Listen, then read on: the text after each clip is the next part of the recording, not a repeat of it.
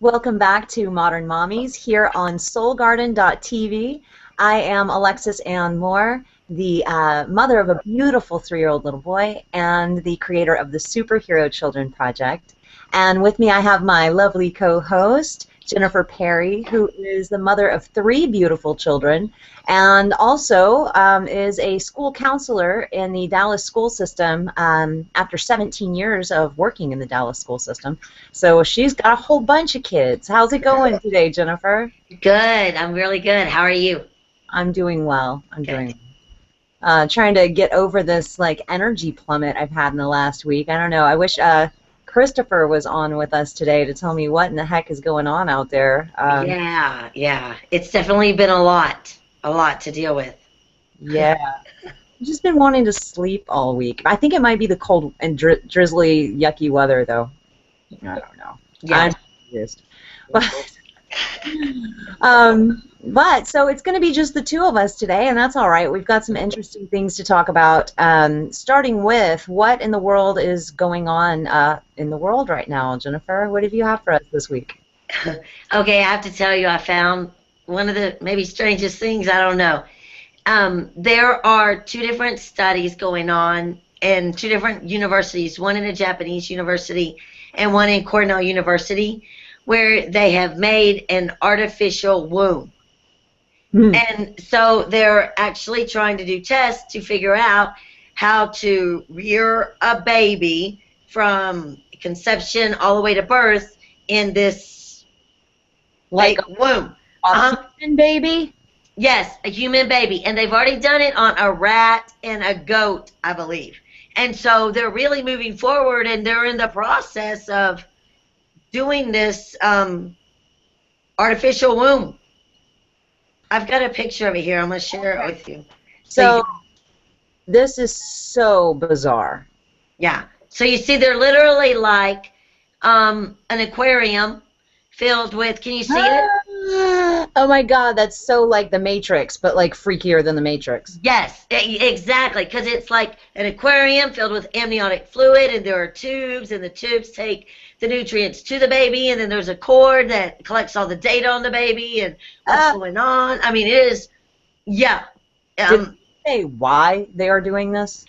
Yes, they have 2 different kind of reasons behind it.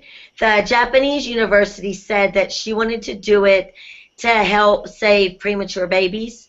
So maybe babies who were born too early, or babies that are really too early because of drug addiction or anything else. When they were born too early, maybe they could put them back in this artificial womb and bring them to preterm. The other side of it, from Cornell University, their hopes were to help mothers and people who couldn't have children but they really wanted children. And so now there's this option where you can go and grow your baby here. That's so freaky, though, because that baby is going to be born, okay, that goes against everything in nature. Everything in nature. So that baby's being born without syncing up to their mother's heartbeat and all that stuff. I can't imagine, after everything we talked about in the last show of how little they know about how the human body works and all the systems involved there, I can't imagine that they have any concept of how the hormones work, really. Like how they really work, you know? And how important a role they play on the developing fetus. Well, and not even, the voices. I mean, just the whole experience of growing inside a human stomach plays into everything. That's how, this is so freaky. This is so like, I mean, I can't imagine what a child born like that would even be like, because the hormones are going to have to be synthetic, right? Yes. Well, yeah, they would have to be, because they can't pump them out of their, Oh, it's so scary. I mean, part of me is like, you know, I was really into Ron Paul when he was running for president, and some of the things he was talking about how privatizing things and making it less government control and more in the hands of the people would lead to innovation with science. And so I'm totally behind that. But then at the same time, it's like, okay, you know, like this is a matter of ethics, really. I mean, these babies aren't being asked, you know, if like this is what they want to do. Right. So they're talking about having it be like taking a baby out of like a baby that's born premature, but I wonder if there's a chance that they could be like growing people that have nothing, you know? Uh-huh. Yeah, there was a whole line because the research that I did, there were all of these pros for it and cons for it, and one of them was you can grow limbs and art and organs and things like that for donations, and that leads to the whole purpose of growing a human being just to take out their organs and give it to Parts. somebody else. They're Yeah. growing parts. Oh, Mhm. Mhm. and then how would these scientists aren't going to be giving the unconditional love and all that because this is just a test subject, like it's not even a real person to them. Right. Mhm. Oh, that's so freaky. I don't even want to know these creatures once they're born. Like, It like when they grow yeah. up, like how disconnected from humanity are they going to be? It would, yeah, it's going to be very interesting, that whole nature versus nurture. And not only that, but I know in all of my intuition that my son, his soul chose me and arranged everything for me and for his father to be born. I know that he like existed before that because he made stuff happen and when I look at my 3-year-old, I'm like, you exist all unto yourself, man. Like, where did you come from? And I'm glad you chose me. I'm so glad you're here, but like, you're obviously your own creature. Like, I know that. So that doesn't seem like this isn't really like a religious kind of. I mean, it is though. It is. I mean, like, where do souls come from? And can you just choose to like grow a crop of people? Like, Yeah. because Yeah. I know scientifically energy cannot be created or destroyed. So Right. where is that energy coming from? Because when you die, your heart is still there, your brain is still there, your blood is still there. The only thing that's gone is your electricity. Energy Mhm. can't be created or destroyed. So it had to come from somewhere and it has to go somewhere. Yes, it only changes forms. Exactly. Mhm. So where is it going to be coming from? Ooh, dun dun dun. Yeah. Oh my Well, God. and So does scary. the system stay the same, and we have souls out there who pick their parents and then they go into there and then they're trapped in an aquarium because it's the whole birthing process and everything. So it's no longer your body decides when you're coming out, or however that works. It's the doctor decides when you're coming out, or the scientist. Ugh, that's so cold. Yeah, yeah. I don't know. It's You just know, and a lot of things, and it's going to sound so cold and heartless, and like I teach love, so I'm really sorry if this sounds cold and heartless, but it's about, like, there's a major thing in nature about survival of the fittest, too. We keep going to such lengths to, to make sure that everyone has all of these opportunities, but at a certain point, it's like, be happy with life the way it is, and I don't really know how to go further into that without sounding like a cold bitch. But if it takes growing a person in a bubble like that to have a child, like, can adopt. Like, there are so many kids who need parents. Mhm. Like, Uh-huh. seriously, like, maybe that's your role. Maybe you're the only person that has the exact skill set that some abandoned child needs, and they need you desperately. Like, what about that? Mhm. Mhm. And there were a lot of one of this pros for it. I think pro-lifers, and I won't even get into that. But they were saying that that would be an opportunity to reduce abortion because if you don't want the baby, well, then just give it to the baby donating bank. Maybe, I don't know, and let it finish growing in the aquarium, and then somebody who wants it can have it. But that's what it would turn into, is a baby bank, kind of, which is messed up. Oh my God, I just had a horrible thought. What? I'm surprised we're not covering all of this uh, child sexual abuse that's going on right now. All these Oh, countries. We're gonna have to touch on that next week. okay, yeah. I don't know. I can hardly even say it. You know what though? I can. That is my soapbox. That whole human sex trafficking, and we are trafficking our children. It's a big deal, and it's happening right in your backyard. Yeah. It really is. In our government and in the churches and in the Yes, it's so integrated. there's Yes. stuff out there about how Queen Elizabeth and like Yes. oh my God. And so like what a great way for people to not get caught. Let's just grow up. Oh God, I can't even talk about it anymore. Mm-hmm. Yeah. Yeah. Next week we got to talk about human sex trafficking. There's really nothing good that can be coming from like fake wombs because like women aren't are women the scientists doing this or is it men? Like who? Actually, they are both two women that were leading this thing. Yes. Well, that's Now, remember their mission in it was to help save premature babies. So she's thinking of it like that. And then the other one was to help moms who couldn't have babies. And so that's one that's weird to me. I mean, the first one is too because the whole survival of the fittest thing, and that's just so horribly cold to say, but it's just the truth of nature. But I understand it. But the second one is like seriously go adopt some children who are desperately needing mommies and daddies. The second one, rather than like take a chance of growing a child with like no real hormones, because they're gonna be really strange. Just gonna be so disconnected from life. Like, really, you're gonna do that? Mm-hmm. It's interesting, but they say like they did it on a rat or a mouse and a goat already, and it survived in there for like 8 months after it was birthed, and then the other one like I don't know 4 or 5 months. I'm messing up those dates. But they've done it, and so it's yeah. There's so much science stuff going on that we don't know about. That when they're dropping stuff like this, it's like, oh, how weird is stuff that's going on right now? Yeah, because the truth is, if this is what they're telling us, really, they probably already have a little room where they're harvesting humans. I know. That's what I'm thinking. I'm thinking this is such a bizarre thing that maybe these women are a front because that's the only way that we'll like hear it and not freak out. Yeah, Cornell University. That's a respectable university. I'm feeling very like pitchforky right now. Like no.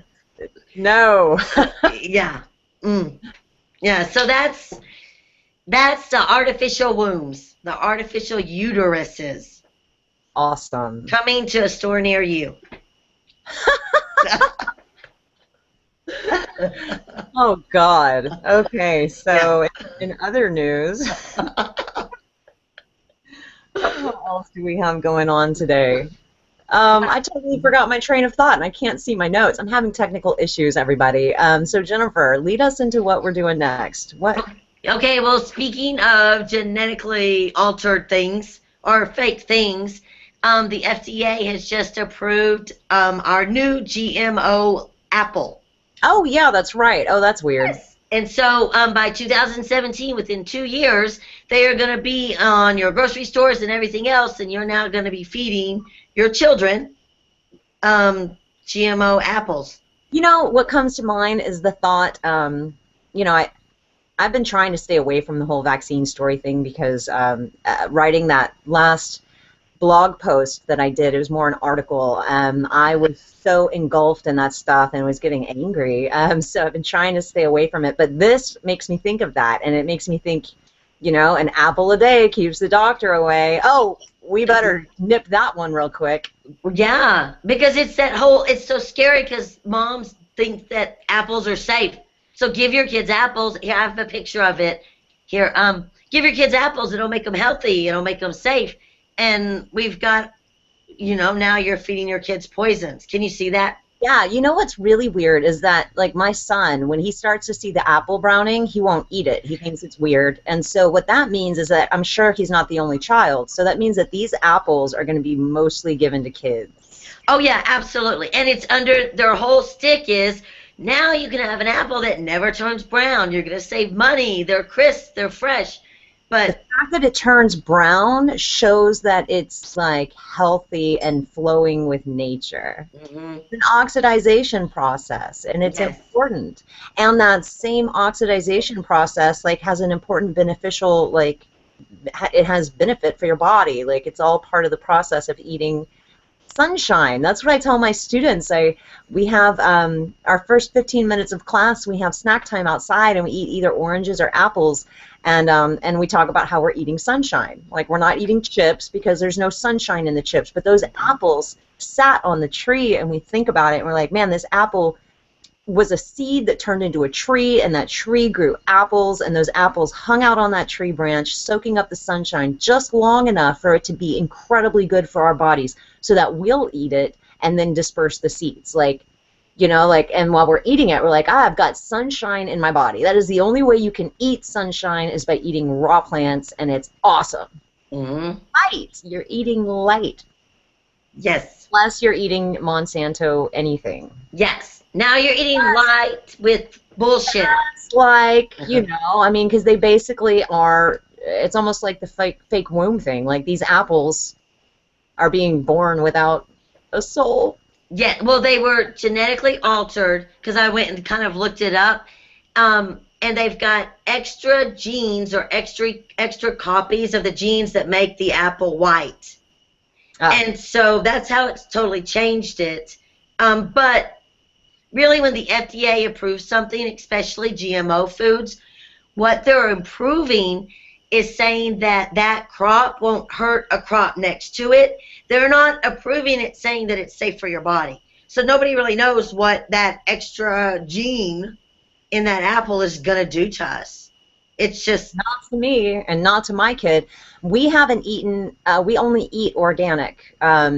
Except for avocados, because the kid loves avocados, and supposedly those are okay. That's the only thing I buy that's not organic all the time. I usually do, sometimes not. But the apples, I mean, just the pesticides that are used on apples alone is so intense. Like, there's so many pesticides on regular apples that we don't eat them. We eat the organic, and they're delicious. But now for damn sure. For damn sure. Yeah. Wow. Yeah. You know, and it's so strange to me because they're talking about how they just want to make sure everybody's healthy. Let's get everybody vaccinated so everyone will be healthy. But then, like, the vaccine industry and Monsanto are both protected legally by our government from wrongdoing. So, like, that seems weird. Why should they need that if they really only care about us? And why should they keep feeding us things that other countries are showing, like, look, this is causing tumors, this is causing all kinds of bad health stuff, and they have banned them. And not only is it causing health issues, but it's bullying small farmers that we need our small farmers.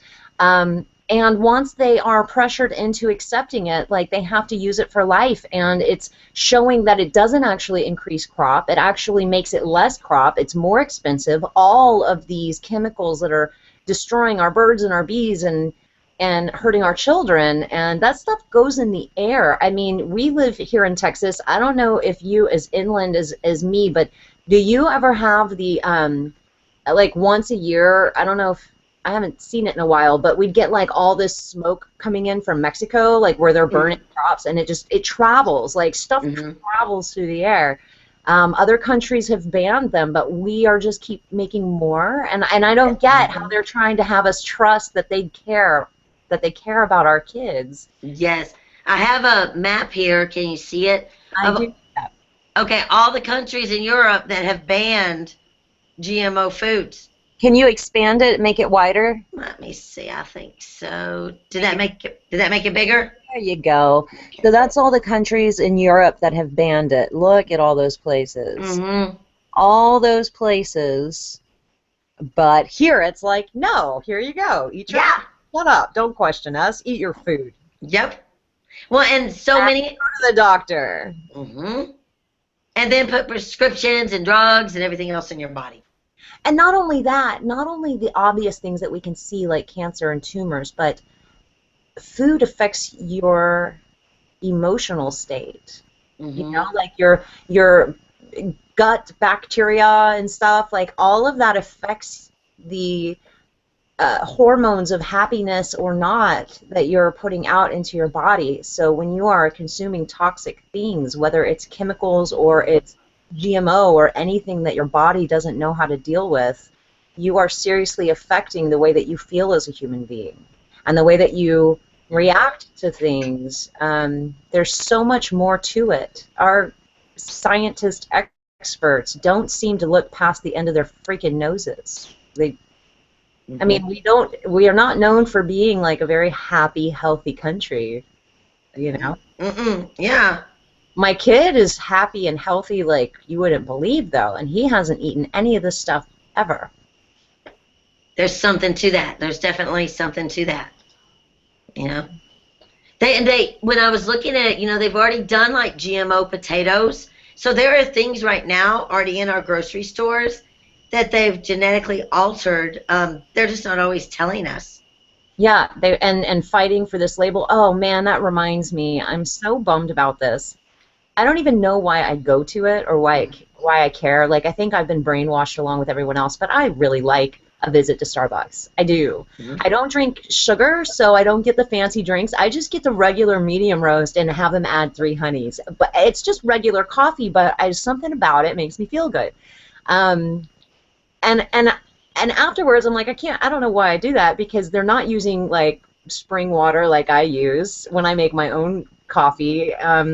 I don't know why. It's not good for me at all. But they have been actively fighting the GMO labeling, and that makes me wonder, what's going on with them, you know?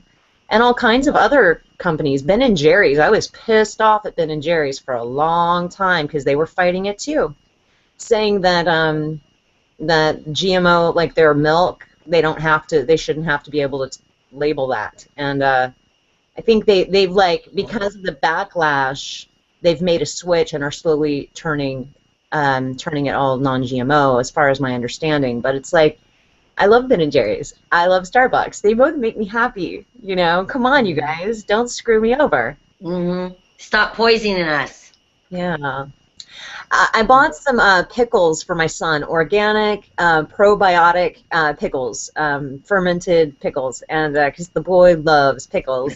And this jar of pickles is weird because you shake it and it gets all cloudy. It's like, oh God, that's weird. It's got live cultures in it, but like, what a great way to build up his immunity, immune system. But I was reading the ingredients on it, and it was just a few ingredients, but one of them, it said artesian well water, and I thought, man, because like we're talking about all this, but what about fluoride in the water? And here in Houston, we have 40 plus chemicals, including fluoride and chlorine and all the other stuff, but 40 plus chemicals in the tap water here. When you go to a restaurant, every single drink that you get, unless it comes out of a can, and even then, any place that makes beverages, whether it's the restaurant or the beverage making facility, they are using that tap water, It's like everywhere you turn, damn it. So I was really happy to see, I think it's called Bubby's pickles, that they thought to do that. That's what made me buy them. I was like, wow, that's really taking an extra step for making sure my kid is healthy. I appreciate that very much. We need more companies like that, more products like that. Yeah. Another really good one that I am going to support whenever I am hungry and near them is Chipotle. Yeah. Yeah, they're good. But they're good because their food is real. And I saw something that they used to be partnered with McDonald's. They were a small chain in one state, and then something about their joining up with McDonald's launched them big. But then the owner or somebody, I could be totally destroying this story, but the idea is that the owner went and saw the McDonald's chicken farms and said it was the single most disgusting thing he's ever seen in his life. And instantly McDonald's broke off ties with them, and he was like, yes, that's totally okay with us. And they're known for going the extra step for making sure that like all of their meat is sourced from healthy, happy animals. And like recently they found out that their pork people were not doing the right practices, so they'd no longer carry the pork, even though it made a lot of people mad.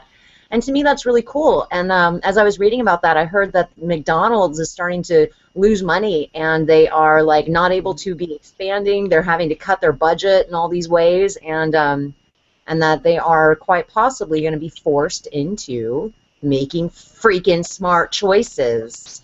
Yeah, there we go. Hello. Yeah. You know, Chipotle, I've heard a story. I'll mess it up, so go and Google it. But there's also a really cool story about the owner and how he takes care of his employees and all of that too. So just overall, besides that chain is so yummy, and I eat them about 3 times a week. Besides Whataburger, um, but he's really good to his employees and to his people too. And so it's just an all-around good restaurant. I love them. Uh oh. Okay, I think Alexis paused for a second, and so Out and- oh, there she goes. Hey. Hey. Okay, cool. It just kind of cut out for a minute, but I think it's Google Hangouts. So we use Google Hangouts, everybody, and that's how we're able to do this. And you know, it works sometimes, it doesn't. And thanks for hanging out with us. Mm-hmm. Um, you know, that says to me, that's what I'm fostering, teaching my students is make your choice from love. Like these people that are just all bent on power and more money, there's nothing wrong with money. There's nothing wrong with having money and people having money. It's the, what is your intention? Is it this or is it this? Like, are you coming from an intention of love and spreading joy and beauty and being excited and joyful about what you're doing? Because when you do that, it's going to affect everybody. You're going to be successful because people will love that. And you're going to be treating people well. And that's going to, it always comes back. You treat people lovingly, it comes back to you like 10 times bigger. I tell my kids, that's magic. That's real magic, is when you feel this and you do it and then it comes back even bigger. That's how it works. So they're doing that. Whereas all these other companies that are failing now or starting to fall is like they have no love, man. I'm not a hippie. I just, love is important. It's all that it is. That's what we tell our kids at school. That's how you change the world. You do something nice for somebody, and it makes them feel good inside, and then they do something else nice for somebody, and you keep spreading that love, and that's how you change the world and make the world a better place. Yeah. So it really is all about love and intention. You either have love or you have not love, period. That's it. So yeah, that's where I am like, okay, this company or whatever, are they coming from love or not love? If it's not love, I don't trust a damn thing they're doing. I don't want any of it, you know? Yeah. Well, speaking of love or not love, we are going to be discussing meddling moms now. So the idea of getting all up in somebody else's business and causing mayhem for another mom over something that's probably really small, that is probably none of your business, or if you were coming from a place of love, you would find out what's really going on before you go run your mouth to everybody or to CPS or whatever. Because the cases where I hear about moms tattling on other moms to CPS, they've never even talked to the other mom to find out what's really going on. They just assume. And that's unfortunate. Yes. Yeah, I read a story. I think I have a picture of her right up here. There was a mom who worked at McDonald's, and she didn't have anybody to keep her kid. She was 9 years old, so that's 4th grade. And so her daughter went to play at the park while her mom went to work. And there were some moms at the park with their kids, and they saw the little girl playing by herself, and they called the police and CPS. And the mom ended up losing her job, going to jail. CPS took the kid away. And it was totally ridiculous because, like you said, if they were really trying to help out the mom, talk to the mom, figure out what's going on, don't just call the police on her. Right. It was just, it was really sad. You know, every time I hear that story, because I've heard that a few times, it kind of confuses me on how I feel about it. It depends. Was it like an 8-hour work shift? Or was it a 2-hour work shift? Because I would think it was longer than 2 hours. Because what they said is the little girl, it was during, I guess they were out for school, but lots of days the little girl would go to the McDonald's with her mom and she would stay there. But at the end of the story, there was somebody who worked for the community center in the neighborhood. And what they said is that neighborhood was made up of single moms or single grandmothers raising their kids. And that was part of the culture there. it wasn't a big deal for your kid to go to the park where there were other moms there and things like that because they didn't have the resources of daycare and things like that. Yeah, it's really expensive. I Mm-hmm. mean, it's really expensive as a single mom when you pay your babysitter like $10 an hour or so, and you're making like your babysitter's making more than you. Yeah. By the time you pay them, they're making more than you are, and it's very hard to figure out how to make that math work. It Mm-hmm. it really is. And I can imagine if the only job you can get is making $10 an hour, it doesn't make any sense. Like, what are you going to do? Stay home and be on welfare when you really want to work? Mm-hmm. Um, there aren't a lot of options there. I mean, been there. I've been there. So, And you don't need outside stay-at-home moms or whoever calling and making things more difficult. yeah. It's just Okay, so that's the thing. Are you coming from love or not love? All right. So there is this mommy group on Facebook. I was a member of this extended breastfeeding mommy group.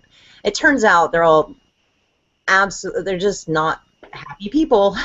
But this one mom posted a picture of the inside of somebody's car, showing a car seat that was not buckled in. mhm. And she says, I'm at Toys R Us, I'm in the parking lot, I see a woman get out of the driver seat, and then another woman gets out of the back holding a baby that wasn't, she didn't even have them like in a car seat.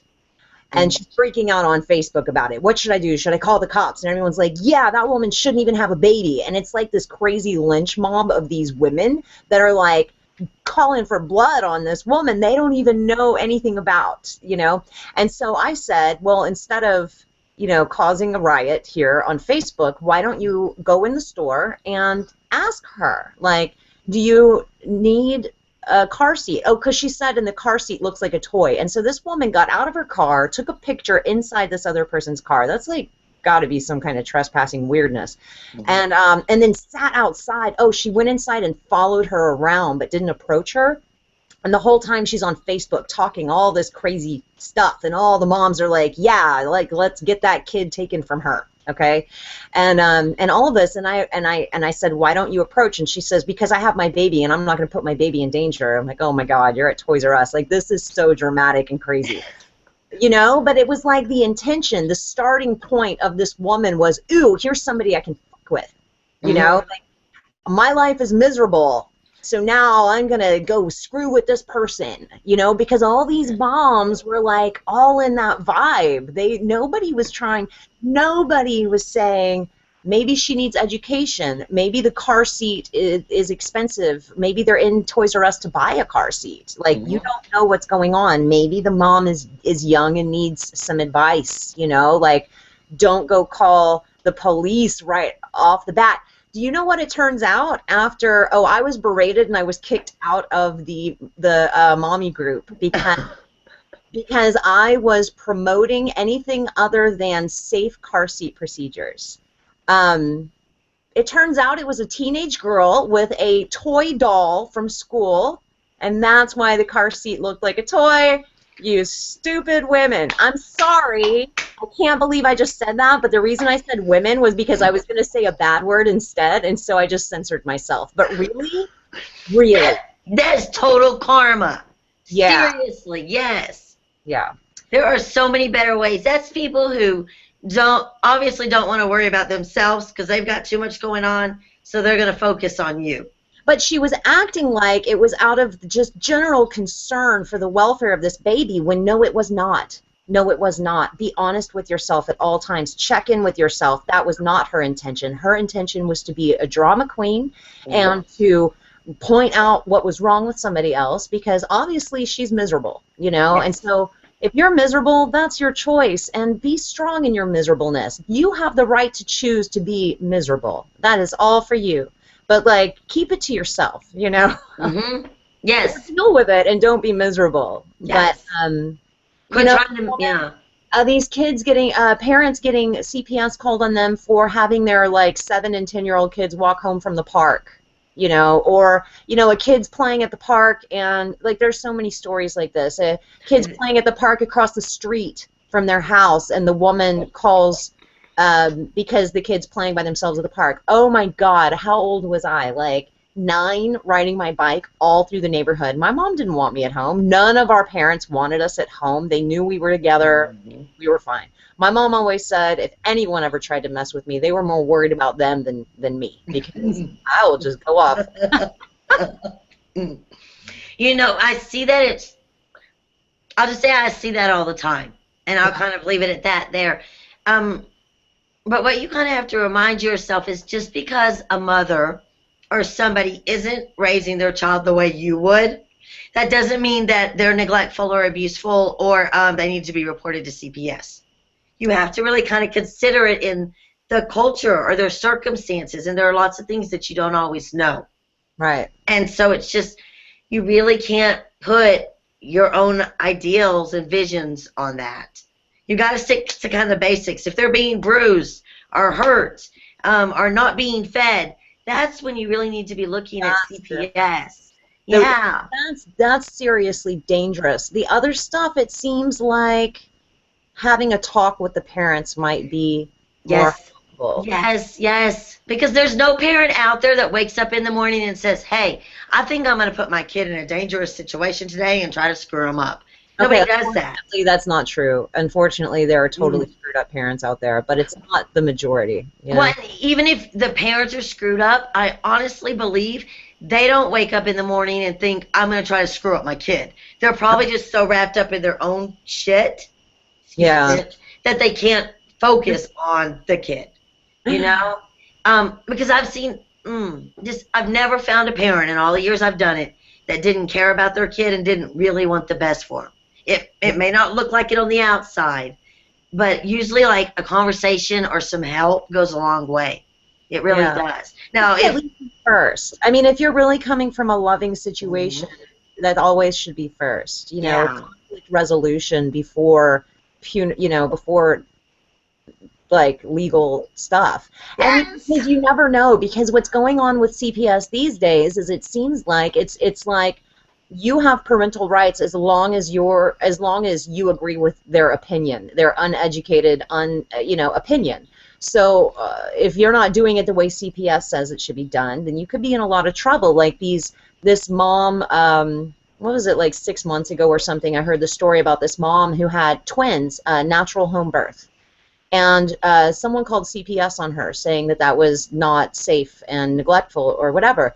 And CPS came and they said, no, that's fine, but their older son, who was like 8 years old or something, had mild eczema, and they were using a holistic doctor and using natural ointment on their son's mild eczema instead of giving him oral medication. And they had all of their kids taken from them for that, saying that it was neglect.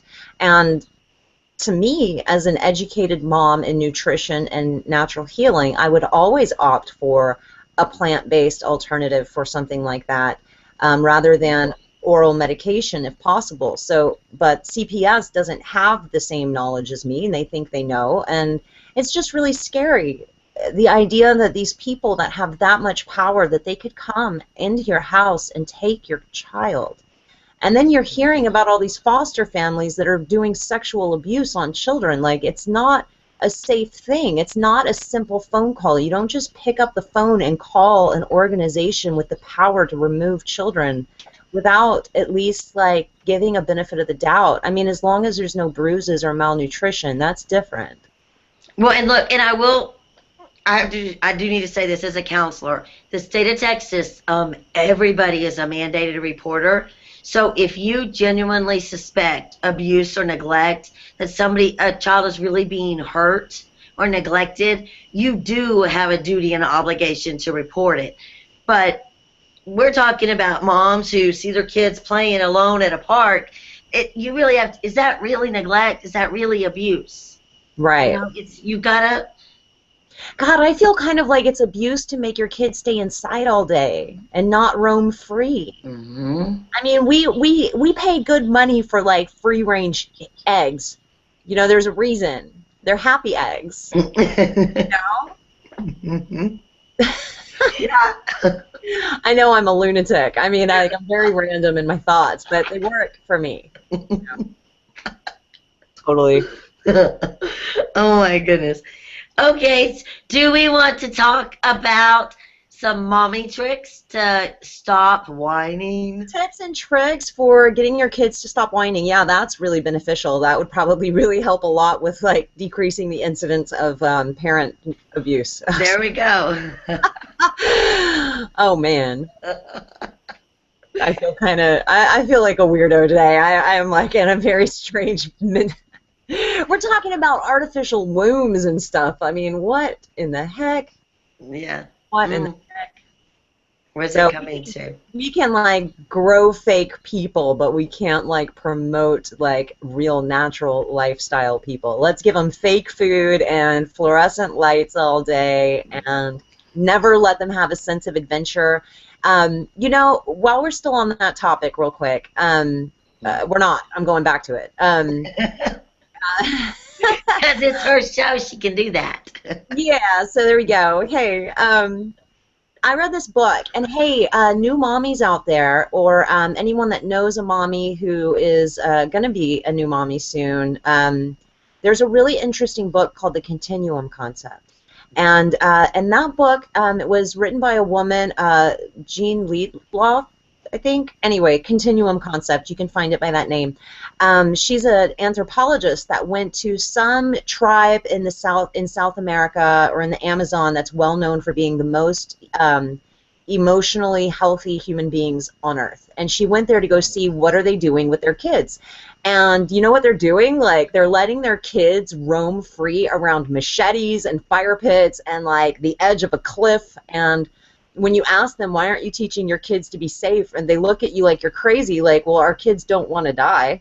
Like, it's just common sense. Like, and what it comes across as in the book is, and there's a lot more to that book, and really that book is, it confirmed a lot that I already felt intuitively as a mother, and then guided me through a lot as a mother, and I highly recommend reading that book just for, you know, a different insight of things. But basically, by overprotecting, we're teaching our children, we expect you to get hurt. We expect you to not make good choices. We expect you to screw up a lot. We expect you to need us to protect you. And I didn't do that with my kid. When he was 9 months old, I'd sit him on the counter right next to me while I was chopping veggies with a big old butcher knife, and I'd point like, look, this cuts carrots. Your finger's smaller than a carrot. Think about it.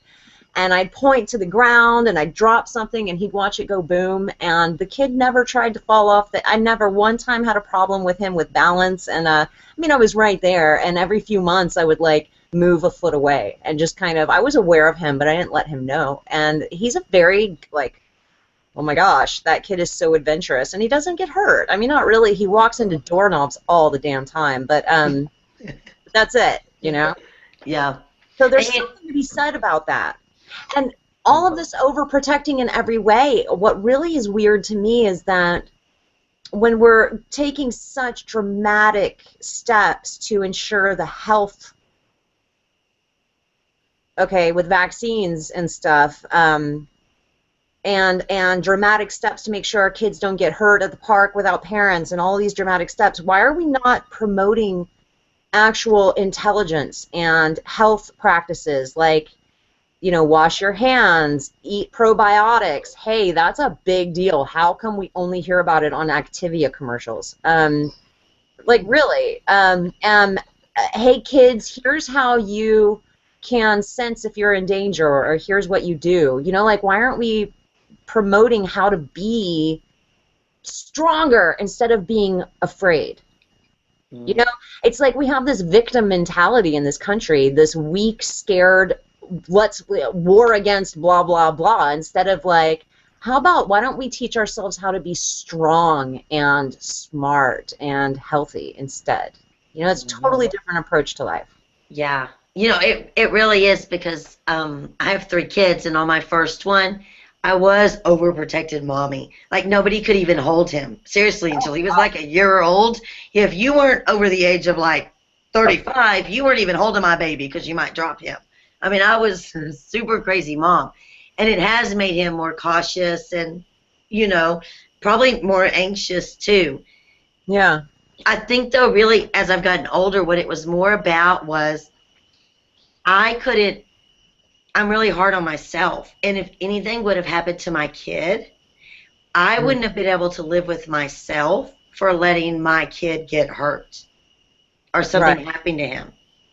And that's really, but then, after you've lived, and you've gotten experience, and you look back and you see, oh, it would have been better to, Yeah. let him have more freedom. So hard as a mom because of that mommy guilt, and it really gets us in Mhm. a lot of trouble. It really does. Yeah. Because you feel like you're coming from a place of love, but really you're coming from a place of fear. And Mhm. fear is not love. You have love or you have not love. And what a weird way to process that, because you're like, I love my kid. I don't want anything to happen to them, but you cannot always be there. Right. You can't. And Yeah. it's their path, and energy can't be created or destroyed. They came here from somewhere and made that choice, and they often have their own thing going on that we don't have anything to do with, from a spiritual perspective. But, I mean, all of this teaching fear, it keeps you from being open and expanded because you're coming from this thing, Mhm. Yeah. When my son is like climbing the gate, when it's wet out, and he's like, I know, God, he's about to slip and bust his head, I very calmly approach. I don't ever let him see that I really think he's going to slip and bust his head, because I don't want to teach him I expect that from him. And so far it's worked, Mhm. Yeah. And I've watched it done both ways, and I will be honest, because I've done three, and I've learned from experience. The mommies that were more laid back and just kind of let those babies learn and fall and trip, as their kids grow up, they really are more laid back and more easygoing, and they're not so anxious. I really have. I've seen that. Yeah. I wouldn't say my kid is, well, he's kind of laid back. I don't know. He's 3, so he's very fast. The kid can like run vertically. I don't know how he does that up a wall. He's like up the wall. I don't know how he got up there, but he's there, and he did it quick. But he's not afraid, and he's really happy, and he loves himself, and he makes good choices. Like, I send him off to school, and he knows about food and stuff, so he chooses not to eat the cookies and not to eat sugar, because he knows that I trust him to make that choice. He has the option to eat it if he wants to, but I teach him, I expect you to want to be healthy. That's your choice. And he does make the right choice. So, most of the time. And when he doesn't, he tells on himself so fast. He's like, I ate a cookie. I walk into school, and he's like, I ate a cookie. Okay. It was like 4 hours ago, but he's been waiting 4 hours. But now he ate a cookie. Whatever. It's funny. No. Oh, goodness. Well, A lot of it's so about teaching him responsibility. Now he knows, he feels confident enough to make the right choices. yeah. Hmm. That's invaluable to teach your kids. It really is. I'm really doing, after going to school for child education and child psychology and adolescent psychology, holy crap. And all of my, not just education, but life experience working with other people's kids, now that I have my own, I'm like trying to put all of my stuff that I think I know into practice now, to like try to avoid the scary teenage time. Like, I'm trying to teach him how to make good choices so I don't have to be worried. That's the goal, I'm really scared though. Mhm. Teenager, oh God. Yeah. Yeah, they're fun. So They I'm are fun. him to make good choices now. It starts small, working big. Oh, whatever. All right. So tricks for like keeping your kid from whining. Oh, yeah. Up your sleeve there, Jennifer. Um, well, basically, you got to know there are two reasons why kids whine. They are either whining because, like, they want something, or because they're in a whiny mood. Maybe they're tired, or they don't feel good, or something like that. And so if you can kind of go in with that mindset and then know, okay, which is it? Are they in a whiny mood? Are they tired? Are they cold? Are they hungry? Okay, that's easy fix. Listen to what they need and give it to them. If it's the other, because they're wanting something, or you've told them no because they don't like to hear that, then there are things that you can do. The first one is, number one rule, kids whine because it works. If it didn't work, they really honestly wouldn't whine. And so you kind of have to own that and know that if your kid is whining constantly and driving you nuts, it's because finally it works. He does it and does it and does it, or she does it and does it and does it, and then you finally give in, and that's the tool that they use. And so you can't let it work anymore. You have to stop it. So that's never worked for my son, never one time ever, because I have taught many, many, many, many 3-year-olds before this kid came along. Like I got some good practice in, and I just look at him and I laugh and I go, dude, that has never one time worked. And I just walk away. Mm-hmm. But he's 3, and he's practicing everything, and even though it hasn't worked for him yet, he's still practicing it. Mm-hmm. It is so annoying. Yes. My job is, even though this has been going on for like at least a month now, and it hasn't been working, it's been working my nerves. My job is to continue not letting it work. That's the job, right? Yes, as hard as it is, yes. And I've heard things that you can say, like I'm sure you've heard use your words, or talk like a big boy, or I'll talk to you when your voice is, you're using a regular tone. But you can just keep saying that and going brain dead and just keep saying that over and over. And they're going to get it. They know what you're talking about. Lots of times it's just a reminder. I heard a phrase the other day saying, I can't understand you when you talk like that. And yes. That phrase was really powerful because it's validating that they have something important to say and that you actually hear it. Yes. Yes, that's what I tell my kids. I can't understand you when you cry or when you whine. You have to talk to me so I can help. Yeah. And letting them know, and you just keep saying that. Yeah. Now, if they're tired and you're wanting them to tell you that they're tired, sometimes they're tired, especially if they're younger. So fulfill those basic needs. Yeah. So they're not in that kind of fear-based mode. Right. Another thing I heard that this one parent kind of used comedy. She had some older kids, and she didn't say it in a sarcastic or mean way, but she handed them like a bowl or a cup, and she was like, here, go pour your wine out and then bring it back to me and talk to me in your normal voice. And it kind of caught the kid off guard. He kind of laughed and calmed down the situation, and then he was able to talk. But as you've got to keep saying, I'll talk to you when you're using your big boy voice, or I'll talk to you when you're using a normal voice, and you can't give in. Because even if you do that 1,000 times and give in once, now you're starting all over. Right. Oh, God. And this time it's going to take a real long time to put it back. Yeah. Oh, gosh, what did you just say? And I just totally lost my train of thought. The comedy. So I do that with my son. If it's whining or throwing a fit or whatever, he's 3 and he just gets stuck in these modes sometimes. I know my son underneath all of the 3-year-old crap. Okay? I know who he really is, and who he really is this little love. He's just a love and light, and sometimes he acts like that's not true. And so I realize, he's just stuck in this feeling. He doesn't know, when he gets mad, he doesn't know how to deal with it yet, Plus babies, he's 3, almost 3.5, but he's still a baby, and there's this whole, skin-on-skin contact, and what the skin-on-skin contact for an infant is for grounding to the mother, because they can't do it themselves. And so I find when he's in that mode, I just stop and I pull him to me and I give him a giant bear hug and I say, what are you choosing? And then he's like, I'm choosing love.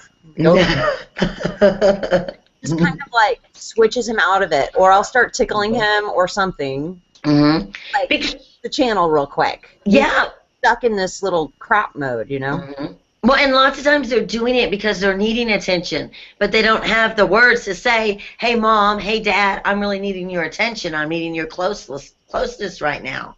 Yeah. And so that's their way of telling you. And so you really have to stop and get on their level and figure out what's causing this whine and then deal with that need. Once the need's met, the whine goes away. It honestly does. And so that's It's a big deal. You can use positive reinforcement. I'm big on that. Sticker charts and things like that. But really, the biggest thing is if it doesn't work, they won't use it. So I'm really big on teaching. I'm a teacher. I'm really big on teaching the whys, so I don't have to keep repeating myself. And I was a nanny for these two beautiful girls, amazing girls. I'm so proud of those girls. Well, they're older now, but this was a long time ago. When I first started, these girls actually are what inspired me putting together the Superhero Children Project, because it was what gave me the first ideas. Was their mom was so open-minded and let me be natural with them without being offended by it, and so I got to teach them all this really neat stuff and talk about all this weird stuff like energy and stuff. So the older daughter, the older girl, was always whining. Oh my God, she couldn't have a conversation without whining. And one day we're at a piano practice waiting for the teacher, and she's whining about wanting to go to the bathroom. And I instantly told her no, and then I stopped and I was like, okay, look, let me tell you what just happened. Of course you can go to the restroom. Duh. Like, I don't want you to not go to the restroom. But you whined when you asked me for it. Which instantly in my body, when I'm not being fully aware, when I feel you whine, what I feel is you manipulating me.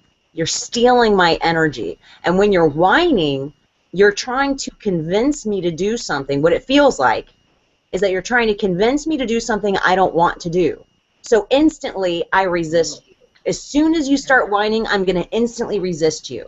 So you could be asking me for a sip of water. Of course I want you to have a sip of water, but I'm going to tell you no unless I'm like fully aware and in the moment, aware of what's going on. But it's just it's the energy you're using to approach me. So instead of manipulating me, which everyone can feel when they're being manipulated, look into that video or what I talked about before about the don't eat my donut.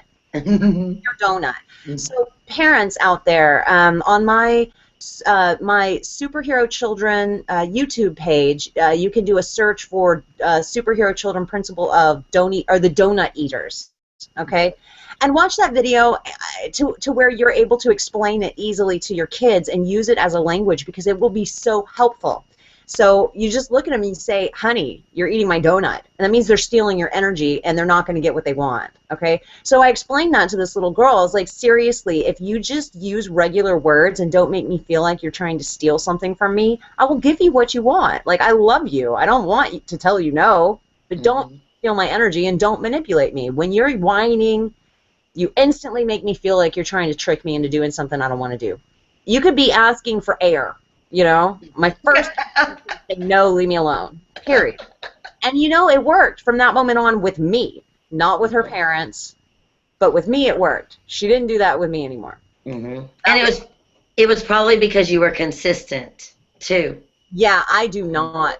There's one thing that I've always been aware of my whole life, and it's energy being given and taken. And I do not put up with manipulation. I just don't. I just don't do it. It is not something I want to be around, you know. Like, I give my energy so freely. I teach love, man, you know. Like, I give. Don't you dare try to take. I'll just play with you. Anyway. For real, though. It worked for me, but the reason it worked, I think, is because I really explained it to her. Like, this is a life lesson, girl. Life lesson. This is why. How old was she? 9. Okay, yeah, because you can rationalize with them at that age and explain to them, and they'll listen. 8-year-old is like, I'm halfway through the explanation, and he's already clumbed up the wall. I don't know. He's gone. Yeah, that one, with that, you just have to go brain dead and use your words, talk to me in your big boy tone, and just keep reminding them, because they'll get it. They're still learning how to talk and communicate, express their wishes. That's so, yeah. Parenthood. Ah. Isn't it fun? I mean, I have like a college education in this and like so many years of experience. And it was only a concept until I had my own. Yeah. And even when you have your own, it's still, man, everybody doing the best they can every day. Absolutely. Absolutely can do. Mommy guilt. Don't have mommy guilt. We've already had, I think, 2 shows on that. So easy to do. Oh, it's so easy to do. It really is. So do we, Oh, here. that brings us to our. Yes. Hold on, let me get I my can't do it because I drum roll. promised I'd never do it again. The tongue roll, where then I can't speak. That's okay. Good, because I can't find it. Our Okay. hot daddy of the week this week, Modern Mommy's hot daddy of the week, goes to. Yeah. Who is this fine-looking young man? Okay, so I can't really see that whole picture. Can you make that one smaller? Because that is a fabulous picture. When I Okay. saw this picture, I thought it was a painting. You made How it is, okay, let me see. How is, like it looks like a painting. It's kind of Rembrandt or something. that is really cool. Yeah, Google. How's Okay. that? Can you see it? Yeah. Better? Yes or no? Joshua Roberts. Joshua Roberts was nominated by his wife, Ray Roberts, and she says, excuse me while I read, but she says, my husband supports us in our tandem nursing journey. Oh. A 2.5-year-old and a 10-month-old. Even publicly, the way that I started speaking with Ray about her husband was she was talking about how he was at work and he was talking about extended breastfeeding at work, and all of his coworkers were like, "What? That's weird. That's not okay." And he was like, "Well, actually, blah blah blah blah blah." And that's so hot. Even though he might have felt like a weirdo in the office, like he totally was there, and that's great. Plus, that picture is awesome. Yeah. She says he will proudly tell others about us bed sharing, baby wearing, baby-led weaning, and even cloth diapering. I sure am blessed with a wonderful man from Ray. So yes, thank you, Joshua. Well, Yes. you are this week's Modern Mommy's Hot Daddy of the Week, and we thank you. Yes. Nothing hotter than a daddy who spends time with his kids and all that good stuff. That is. Hold on. Let me get a. And supports a mommy's choices too, without making her. There we go. So if you have a hot daddy at home, or if you know one and you think they should be honored on the show, send them to us. All we need is a picture and a brief reason why. We've got an Upload Your Hot Daddy link on the Soul Garden Modern Mommy page, or you can send them to us on Facebook. Definitely find us on Facebook. We've got the Modern Mommies private group, so send us a hello and we'll add you to that. So you keep up with what we're up to, and also with what Christopher's up to at Soul Garden. Always interesting stuff going on there. We also have a mailing list, so sign up for that, and you will get emails to your inbox when we have information to share, or when I post a blog post. So that's, and plus it helps us out. Joining us on Facebook helps us out too. So definitely find us there. And we will be back. We air every Wednesday at about 6:30 p.m. Central, right? 7:30 Eastern. Hey, No. we're mommies, and sometimes we're late. Yes. Yeah, you can definitely find us on YouTube, though. So all of our past shows are on YouTube, on the Soul Garden channel, and if you have not already been there, definitely go and subscribe, because that helps us out immensely with YouTube as well. So we will be back here next week. Jennifer, it is always fun hanging out with you. I'm like a mommy dragging myself to the computer, and then as soon as I'm on with you, I'm just happy that I'm here. So that's great. Me too. And I'll see you next week, and we'll see you next week here on soulgarden.tv. Bye.